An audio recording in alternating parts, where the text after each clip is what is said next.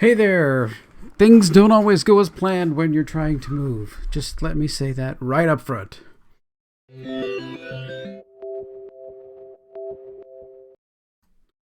Hey there, this is Tom, Tom's Tech Show, and as many of you know who watch videos on my channel, that we're exiting California.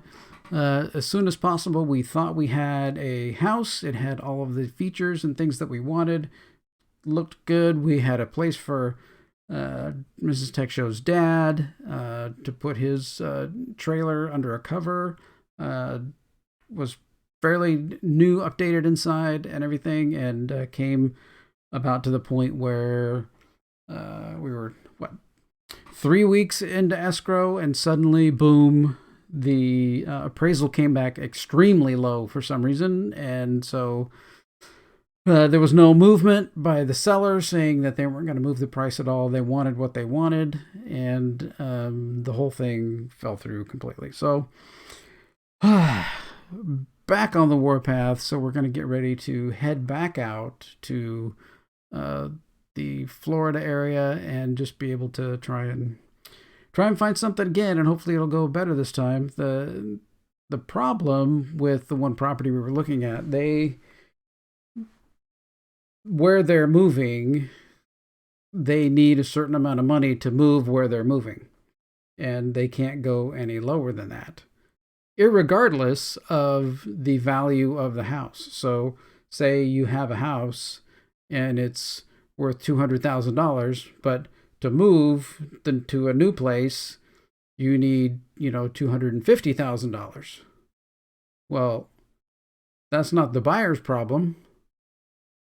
If your house is only going to appraise at $200,000, then that's all a buyer, should be and would be willing to pay, cash buyer or otherwise. And no lender is going to say, "Oh yeah, the house is only worth $200,000, but we'll give you a loan for, we'll put you underwater right up front, right from the start. We'll get you underwater." No, that's not happening by any lender anywhere.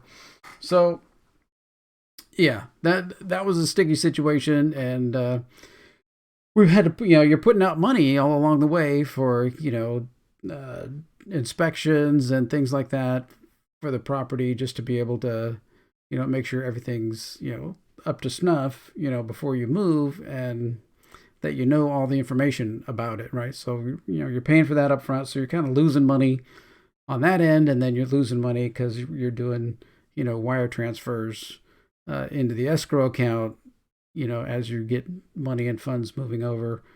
So you're losing the $35 or whatever each time you do, a wire transfer and whatever. So that's, that was just kind of fell apart after the whole appraisal came in so low, and there wasn't going to be any movement. But we're heading back out. I think the 9th of October. We have a couple of touch of Disney dates that we have to go to. So in between there, we're going to be heading to Florida to be able to go and see what's next, see what new houses are out there. And it's such a volatile market out there that you can't really look for a house until like the 7th or 8th. So we're leaving the 9th, and like the 7th or 8th, we'll probably get a good list of things to look at. We have a good realtor, and he's been pretty honored about making appointments and getting things all set up and everything out there. So that's good that he's there, and he our realtor actually lives in Lakeland where we're moving.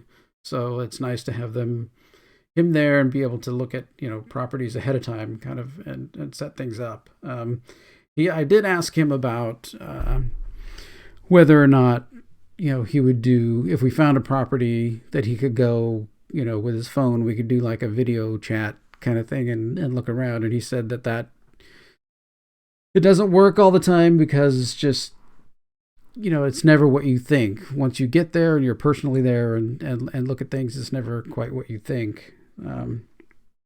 So yeah, that's kind of means you have to wait until, the couple days before you leave to get your list of houses that you want to look at, and get appointments set up and everything else. So that's, it's kind of a drag, but, we had gotten so far I mean, we had thought at some point they were going to say that appraisal was called a failed appraisal or something like that, and that they could send out a second appraiser, to see if that it could be different, could be better. But what they were going to do was like a validation, have a second appraiser go out and see if there was anything that the first appraiser missed, and that wasn't.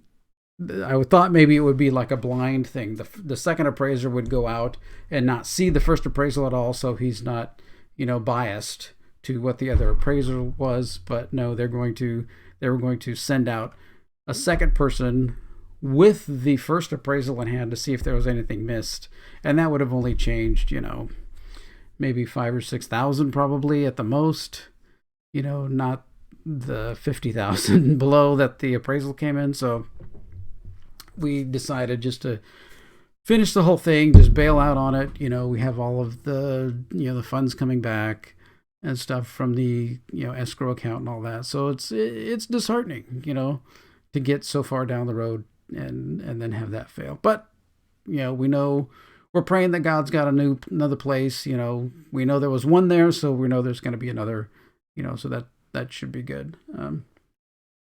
But beware of that, I guess.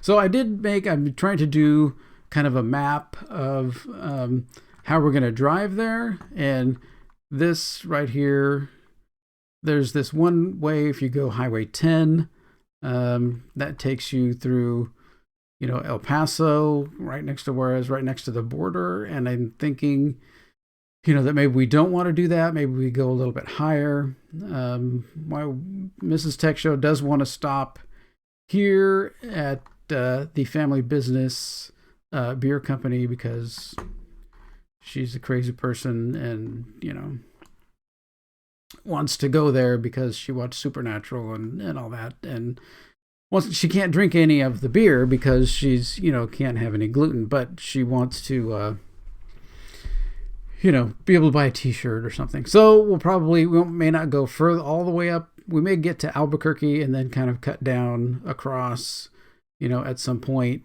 But I did see, so one thing that I was wondering about was, as we travel, so my wife's got Mrs. Tech Show's got the Easy Ride. She's going to be taking the Kia. I'm going to be driving, the Toyota Tundra. And that Toyota Tundra is going to be pulling a car trailer with the Mustang on it. So Ford Mustang, her other child, my wife's other child, this Ford Mustang that she has, it's her little baby. It's not touching the ground going across the country. It has to be on a trailer, floating above the ground going across there. So I'm going to be pulling that, and then Mrs. Tech Show's dad, who's coming with us, he's going to be driving his big GMC 2500 truck and pulling his 29-foot travel trailer. So one of my concerns, of course, is altitude. So I was trying to find something to tell me what's the altitude as we go across country.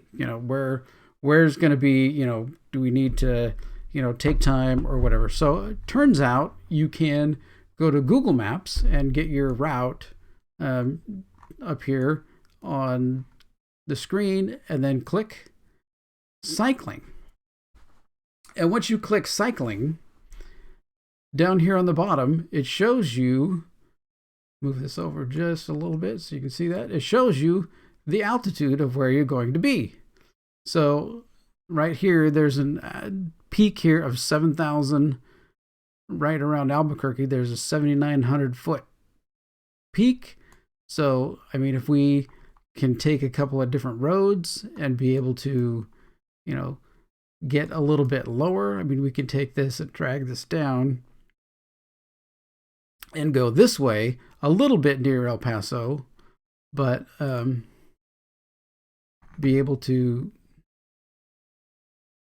turn this on and see what the altitude is going to be by going through there. So as I move the route,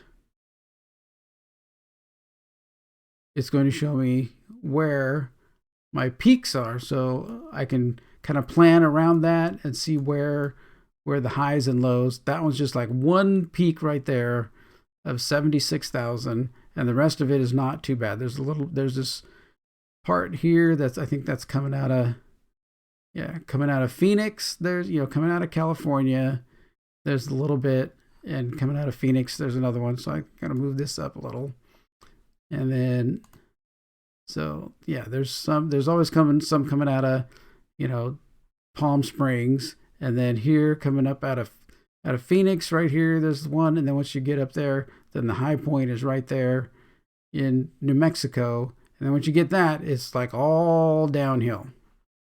Once you get after that, you get into Texas, and it all goes downhill, and then you're pretty much good to go. So it helps me to plan, kind of what our driving days are going to be. So this here, if we stay, just north of El Paso, just right there, don't go through El Paso, and stay, away from the border. At this point, you want to stay away from the border because our president's an idiot. Then that gets us down to 5,700 feet. So that's even better, on our way across. And that might be what we do. We just want to make sure we don't stop and spend any nights, near any border towns on our way across. So, but yeah, that was pretty helpful. I'm like, how do we find out what the altitude is so we can, make sure that our vehicles are good, make sure that we can, make these hills and not put too much stress on the vehicles as they go over the hills. So, and that was pretty good. I'm like, hey, this works. So that gets us there. So that gets us there. That gets us across. That gets us all the way to Florida with our caravan that we're going to be doing. Hopefully, maybe in May, end of May, we'll be doing the thing, since we're kind of going to be bumping everything down a month, end of May, probably. The other thing that's kind of good is that it allows us to go to Disneyland, since that's opening the 30th, if I can get tickets to go there. So, all right. That's the update for CalExit, and it's not good, but we got the prayers out. We're going to make it at some point and find something to end up at down there in Lakeland. So here we go. Thanks for watching. If you got any comments about the maps or anything else that we're doing, how my escrow went and other things, then just let me know. I'm happy to answer any questions. All right. Thanks for watching. Take care.